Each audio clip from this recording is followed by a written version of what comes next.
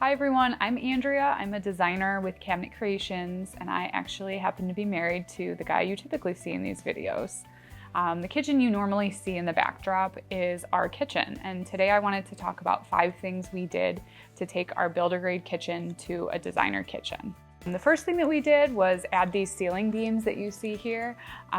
These are actually, believe it or not, these are faux wood beams. They're made out of foam. One of the things that I really like about them is the ceilings are already very tall. These are 10-foot ceilings, but by adding the beam, it actually draws your eye up, which makes the space feel larger, which is kind of counterintuitive that adding something hanging down would make the space feel taller, but it really does.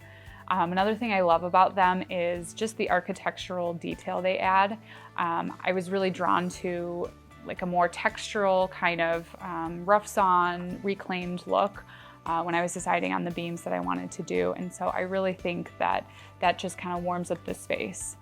Okay, number 2 is the backsplash tile. This was one thing when we were going through with the builder and designing the home, something that we decided to not have them do. Being a more builder grade home, we would have had to choose from one of their more like standard options, and I am too picky for that, so we decided to just do that after we moved in. So when it came time for me to figure out what I wanted to do, I spent a lot of time looking at pictures and just trying to decide how I wanted the space to feel. And I really wanted something warm and a more classic pattern. So what I ended up choosing is a 3x6 tile. It's a honed limestone.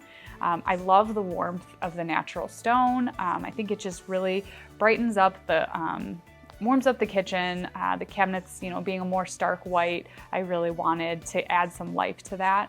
And then I did them in a flat stack vertical pattern, which is kind of a more mid-century look. I tend to really gravitate towards mid-century stuff with a mix of traditional, so I really like that mix and I think it worked out great. Okay, number 3 is the cabinet hardware. This was another thing that we decided to not have the builder do. Again, I'm too picky to go and choose something from their standard options, so we decided to do that after the fact. Cabinet hardware to me as a designer is one of those things that I think can easily get overlooked, but I think it's such a huge opportunity to really make the space. When I was going through, I personally gravitate towards a mix of knobs and handles. I really like kind of the more classic feel that adds. So I ended up going with that, and the finish that I used it's called German bronze. It's one of our vendors. Offers this finish, and it's kind of like a mix between an antique brass and an oil rubbed bronze. It really complements a lot of the other finishes that I have in the house, and it's just a nice contrast, I think, with the cabinetry, and again, another element to add in some of that warmth that I was really looking for in the space. Number 4 is the range hood.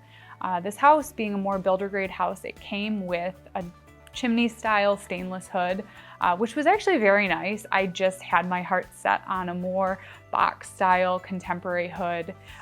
So we ended up swapping that out. I had someone make the brass hood, so it's actually a natural brushed brass that will age and patina over time. So again, just kind of adding details to warm up the space.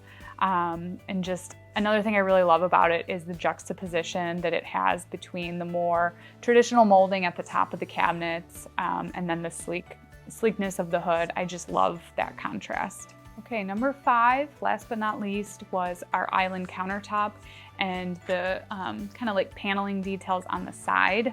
This definitely was a splurge, but this is by far the thing we get the most compliments on in our kitchen. Kind of a backstory: when we were building the home, we had requested with the builder kind of like a custom request to extend the overhang here for the stools. Kirk is very tall, and we wanted it to be comfortable for him to sit there. For one reason or another, they couldn't do it, and so what we decided to do was to just have them do like the cheapest material they could do for the countertop, and then we would change it later. So what we ended up doing is we added these panels here. We found the company that makes the cabinetry and added these panels to kind of frame in a seating area so that the stools kind of just tuck in. It's a really nice finished look that I've always enjoyed. So we did that, and then the countertop, actually we ended up searching forever. It was the whole thing. But what we landed on is it's a quartzite, which is a natural stone, and it has a honed finish, so it's not very shiny. Just a beautiful stone. It has a lot of really pretty white veining through it. Kind of looks like marble when you first see it, but we get tons of compliments on it and we couldn't be happier. Those are the 5 things that we chose to do in our kitchen to upgrade and kind of make things more designer. This is an endless list of things that you could do. And one of the things that we're really passionate about is helping our clients figure out ways to make their spaces more personal and make them love their space. So if you have any questions, please reach out, check out our website.